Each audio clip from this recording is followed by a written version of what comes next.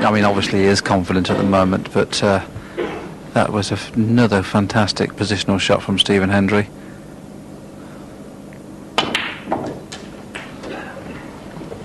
And now a chance for the second century break of the evening. It actually could and maybe should have been 3 century breaks. Quite clearly in the last frame we thought he was going to make a century. He broke down at 82. Let's see 72. What happens here.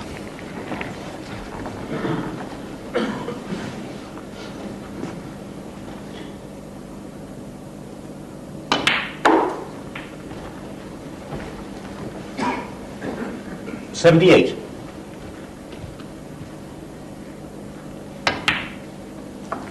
$79. Well, he's just a couple of inches out of position, but it could work out that he can just nudge the second red away and leave the other one on, and it may turn out to be perfect. It's not bad. 86.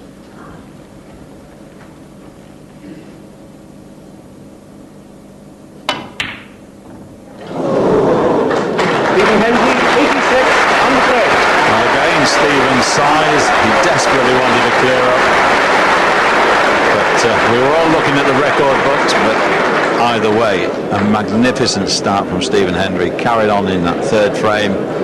Ronnie O'Sullivan has never been at the races. 3-0. Well, he's at the races, but so far he's a definite non-starter. In the frame 4 it hasn't changed. Still no points, and Hendry's on a break of 30.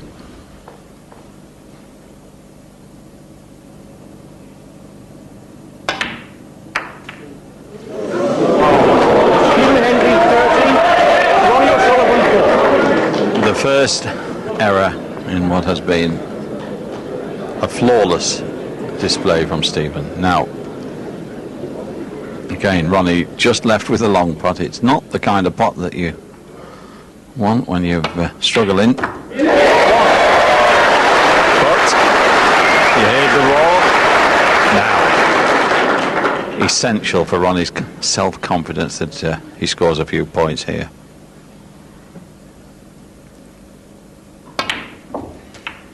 He mustn't miss anything easy. If he breaks down because he runs out of position, that won't be so bad. But 8. If he misses an easy pot, that's Stephen in again, then he really will be thinking about it and in deep trouble. Yes, the points run came to an end at 325, and I'm sure at the Crucible that's possibly another record as far as the semi-final stage. And that wiped its feet, but thankfully he's knocked a red over the middle pocket. And Ronnie O'Sullivan in form, you would expect him to certainly get back into the frame, if not win it, at this visit.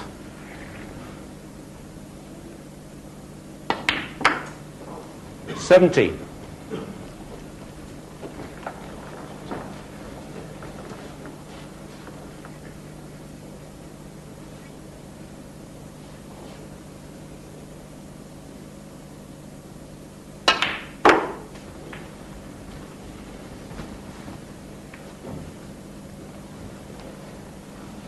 Ronnie a little unfortunate there. A full ball kiss would have finished perfect. No kiss, he would have been okay. But the half ball kiss, he's made this shot missable, but straight into the heart of the pocket. 23. Unfortunately for him, wrong side of the blue. Can just screw back about 18 inches and play the long red, and then he'll be back in position.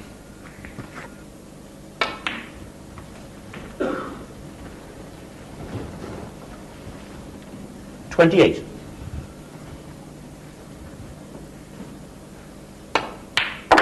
29.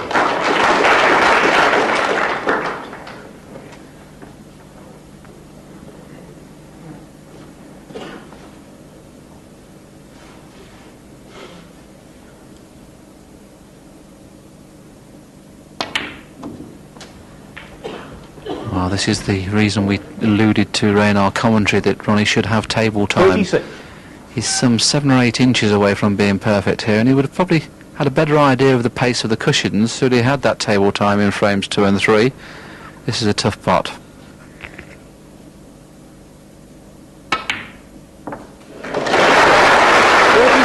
Oh, tough for most people.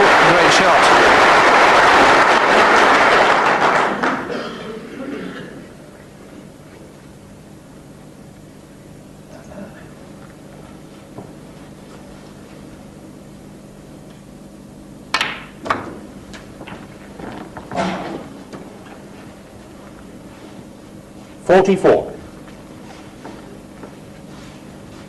Well, he's just a fraction short of being ideal.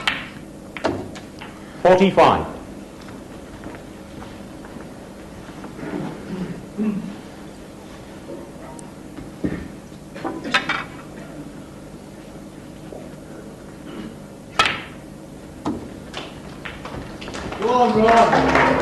Not, gentlemen, whether they're at the table. Thank you. 51. There's John Williams. Just asking the crowd to get not too enthusiastic, but it is understandable to an extent that 52. they desperately want to see the best of Ronnie O'Sullivan. They want to see him open his account. And they don't appreciate that he doesn't like the encouragement. But now just 58. a couple of shots away, a red and a colour. There you see it. And that means that Ronnie will enjoy his mid-session cup of tea slightly more than looked likely a few minutes ago. 59. And should he go on to win this frame at this visit, what a way to open his account. He was almost like a rabbit in headlights at 3-0 behind. He didn't know what had hit him. As you rightly say, the interval will go quite nicely. And look at that for a positional shot. That shows how important table time is, just to get the pace.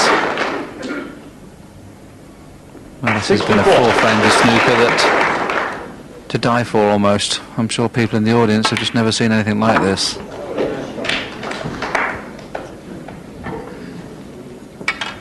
69. 71.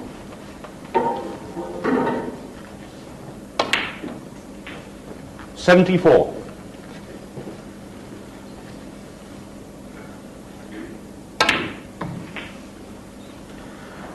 78. Just in the 43rd minute of this match, the 4th frame virtually over. One would describe the snooker as breathtaking. Stephen Hendry, absolutely brilliant. But Ronnie O'Sullivan back on the comeback trail. 3 frames to 1 though. Stephen Hendry leads. Stopped all the conjecture about what's the record for unanswered points and to stop you arguing at home. Stephen Hendry holds it, would you believe, 487 points to 0 against Jimmy White in the Masters in London a few years back. Anyway, that's immaterial. As we go into frame 5, Hendry is back in command with that lead of 37 points to 8 and 3-1.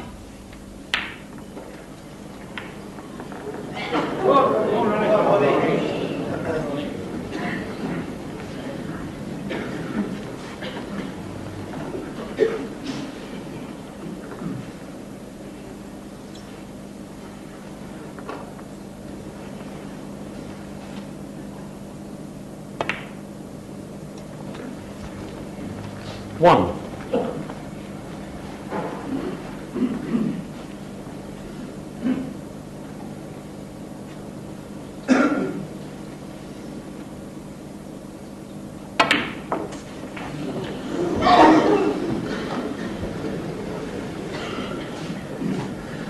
Seven.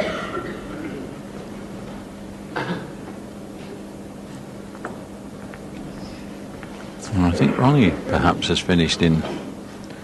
He wanted to get one of the 3 reds, I think, to try and get on the black, but I think the red above the pink maybe is the only one. Oh, can he get between them? He can. Perfectly. So the black is in play now, or the pink.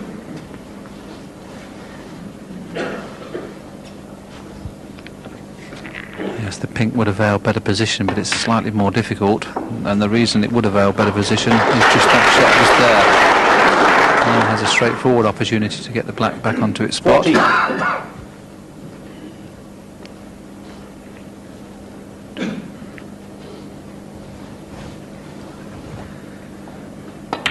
Now, with the red being in baulk, it's unlikely that Ronnie's going to play 5 reds and 5 blacks. And what it means now, with any other colour, blue or below, it means that Ronnie O'Sullivan will need the green. And that just shows you how important that shot was 22. from Stephen Hendry.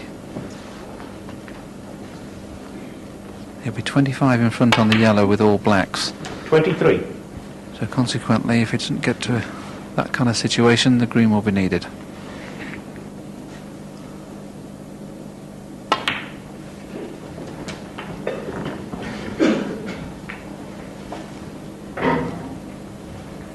$29.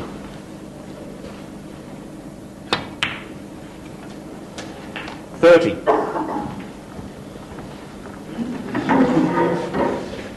Or you either play to move the red or play for the red up near the brown. Just depends on how he sees the shot. He's played the cannon. It's gone too far. 37.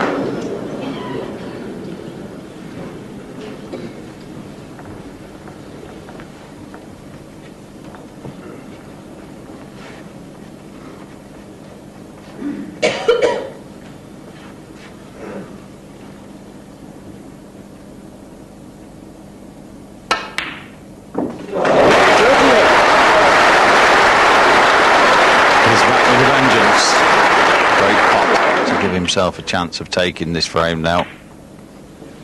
I just wonder whether Ronnie's going to look at the scoreboard and see whether he needs the black off this red. The angle he has now, he can't get that. He's just looking at the scoreboard now. He knows that when he's done his little maths here that he cannot get on the black from here, so he's forced into possibly playing for the brown. What a tremendous red previously potted to get onto the black. Well, there's an angle there with a lot of running side if he wants to risk it. Now the green's going to be the problem.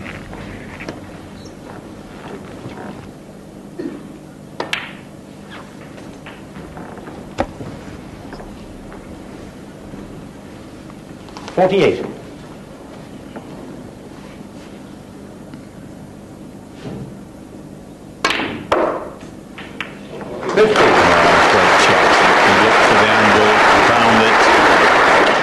Good pot on the green to this corner. Well, has he covered it? Ronnie O'Sullivan, 50. I think he might have just covered the path for the green, although Stephen Hamlin lucky. Well, there you see it down the line now, and it's not beyond the realms of possibility that Stephen can just bend this and finish on the brown. So surprised the pace that Ronnie played that green. If he'd have stunned it in just normal weight, Ronnie O'Sullivan couldn't have missed the green by chance. As you say, Ray, that could be very, very important in this match. We're about to talk about the credit of O'Sullivan to come back from 3-0 behind without scoring some points for 325 shots, and then all of a sudden, from what looks a certainty 3-2, it's now odds on 7. it's going to be 4-1.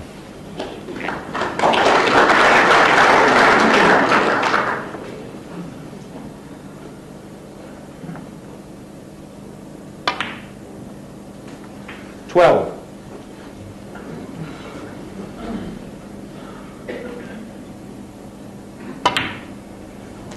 18.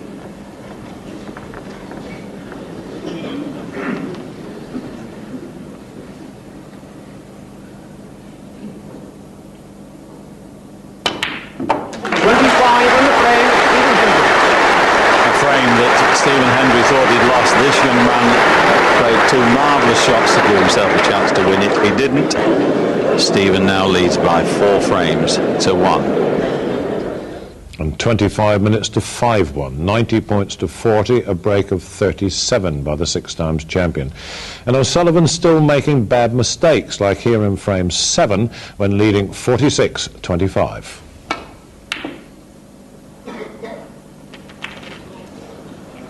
Oh dear. That could be very dangerous, especially if Stephen can get angle on brown or green to play the cannon into these two reds. Not too sure whether he can just run through off the cushion. They have to cannon into the brown to hold the cue ball.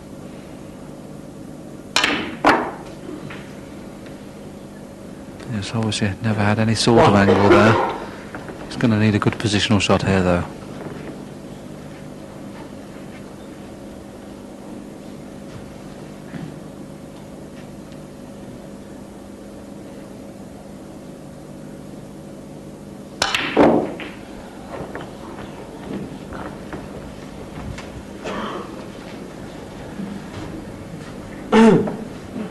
Fine.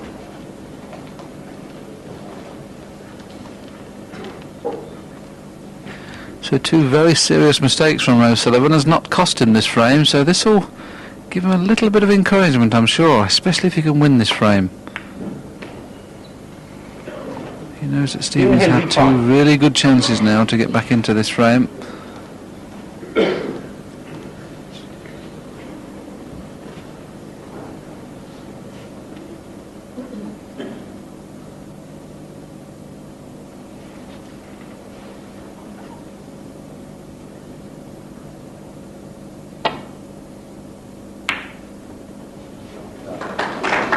Very good shot.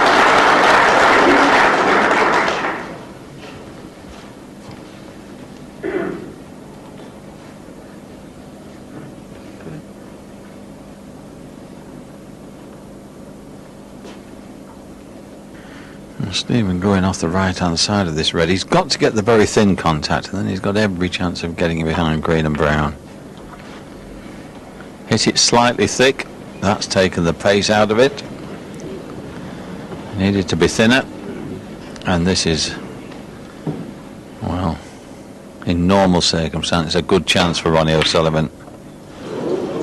They're the kind that you really do expect him to knock in, and he's got away with leaving Stephen about 4 chances. Surely this one is too good to miss.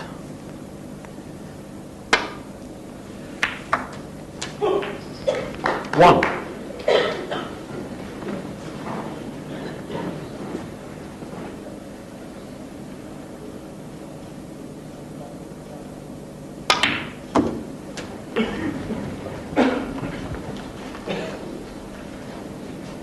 Eight.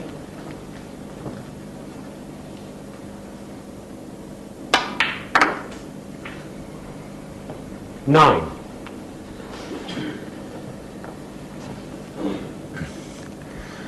He's not really been with it this evening so far.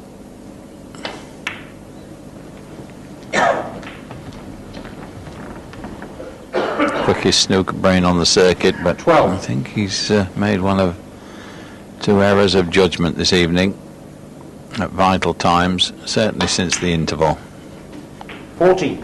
Didn't have much say in the first 4 frames, although he managed to pinch one. For 3.5 of them he was kept off the table. 70.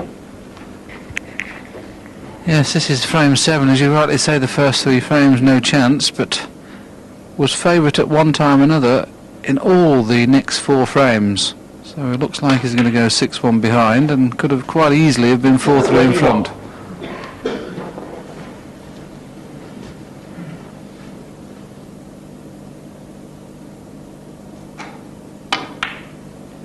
$26.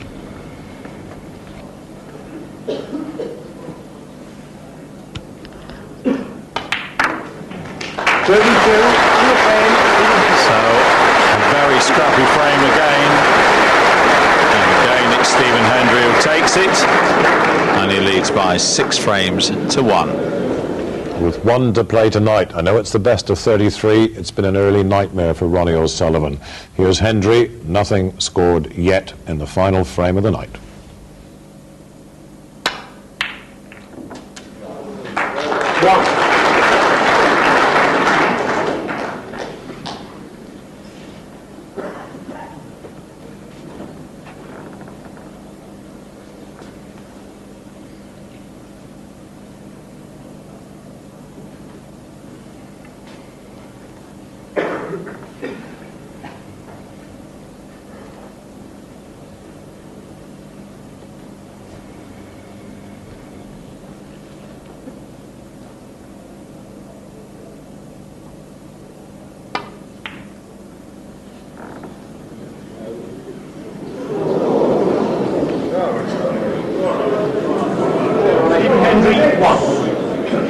Rob.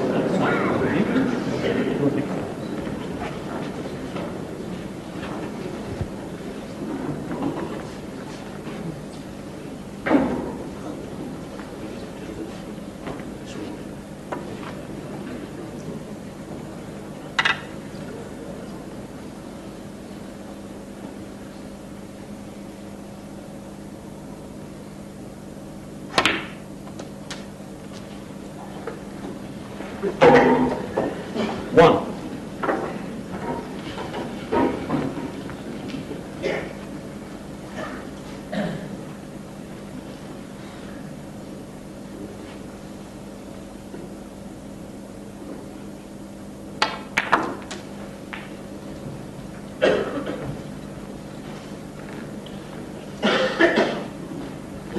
Eight.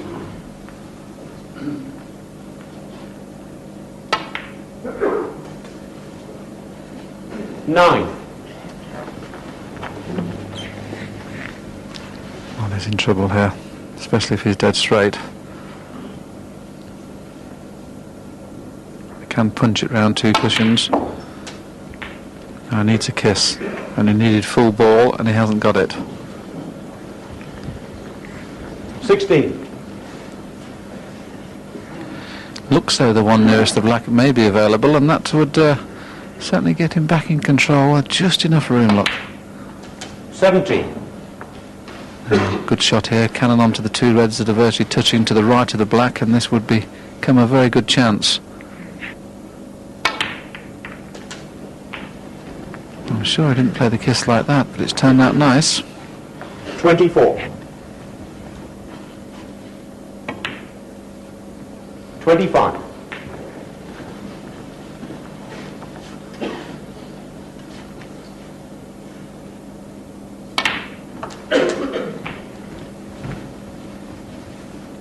32.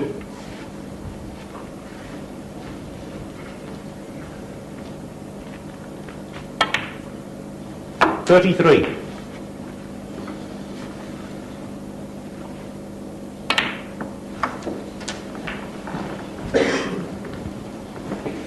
40. 41. Lovely close control just at the moment, and now still the perfect angle to come back behind the red for the same corner. And this is the kind of break that Ronnie needs to 48. restore his confidence, and if he can go on and win the frame here, and it's not straightforward, there's a couple of reds available, but he's got a bit more to do than that, but if he can, and he can do it in style, then at least 49. he can leave this opening session feeling that he's within hailing distance. And well, Sullivan, 49. of all the shots you expect him to miss, not that one really. Again, dreadful lapse of concentration or whatever. Yeah, I think he was very disappointed purely because he knew that he didn't want to pot the pink, because when the pink went back onto its own spot, it was covering the red to the left of the 3 reds near this pink spot, which was available, and I think he just got so frustrated that he couldn't get onto the black that he just got down and played it so nonchalantly. And we all know that when Ronnie gets like that, he loses a lot of frames when he should win them. And quite clearly again, we've talked about the first 3 frames which Hendry was unbeatable, but the remaining 5, O'Sullivan has now had chances in every one, and very, very good chances. 9.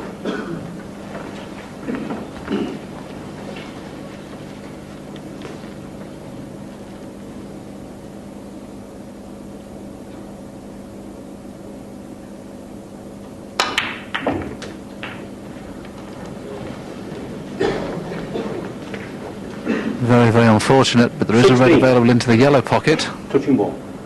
and because there's a few behind, he's very unlucky there not to get onto a red. I think he may be forced into playing this pot into the corner pocket. If he gets it, it's a frame winning chance.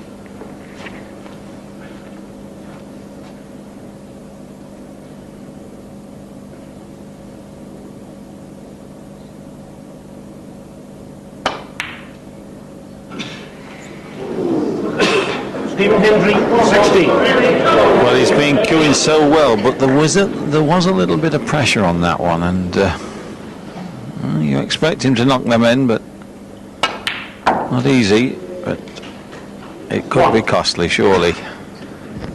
Don't blame him at all for going for the pot, but why not play the stun run through to play for baulk colour rather than risk everything for pink or blue?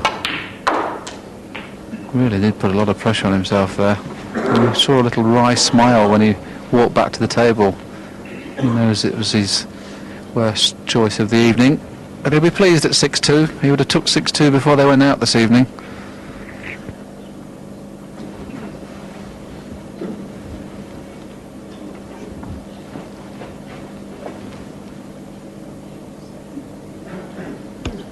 Doesn't really affect Ronnie this, as long as he can get through to that red. He just spotted a bit of dirt on the red that he wants to take on, but he needs the two loose reds and two colours, and then he wouldn't need the awkward red near the pink or the one in on the baulk cushion.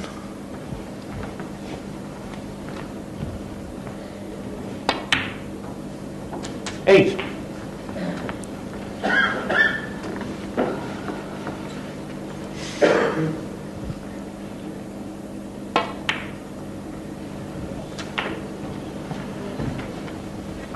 So Ronnie O'Sullivan is, looks as if he's going to take this final frame. 16. And well, I suppose after the first three, as we keep mentioning, 23. it looked as if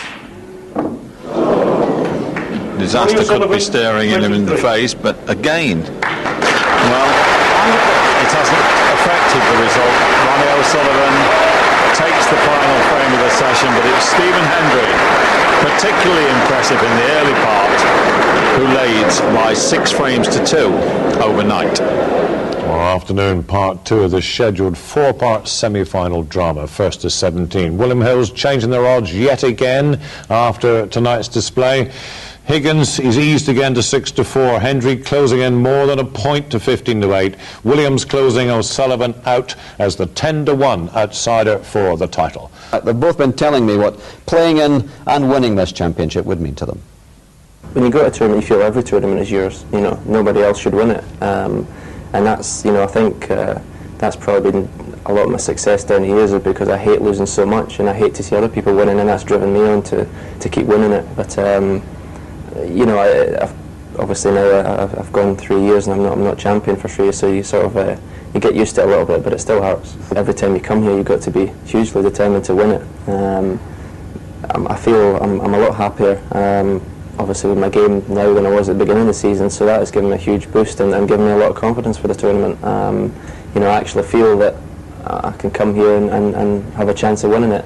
You know, if you'd asked me that when I lost 9-0 in November, you know, I wouldn't have even considered winning the World Championship. But now, you know, I feel I'm one of the contenders. People are, you know, coming up to me and saying, when are you going to start winning again, and what's wrong, and you know, you know, are you going to give up, and have you lost, you know, the desire? And you know, it's nice that people are you know, take time out to that they care that you're not playing so well. But it's I haven't lost the desire at all. You know, I want to get back up there. I feel like I want to be here, which for the last few years and for most of for a lot of the tournaments, I haven't actually been there and wanting to win. Really, I've just been there and just been going through a lot of emotions. So I think a lot of it has got to do with what sort of frame of mind you're going into a tournament, whether your practice form is good or not. If your mind is on the job, then I think you've got more chance of doing well than if you was flying in practice. It's, you know, it's finding the right balance. You set yourself goals and you set yourself ambitions, and when you don't achieve them, you feel like you haven't achieved anything. And really, if I looked at what I've won in the game, I couldn't really actually tell you what I've won, but I know I've won quite a bit, and you know, that in itself is quite an achievement. But I know that I should have deep down probably done more, and I haven't. So I might feel like I've underachieved and haven't got the best out of myself. So in some ways, I'm hitting myself over the head sometimes. I'm saying, you know, I'm a failure. Well, actually, I'm not really a failure, but I just haven't achieved what I believe I should have achieved. But there's only one person to blame for that, and that's myself.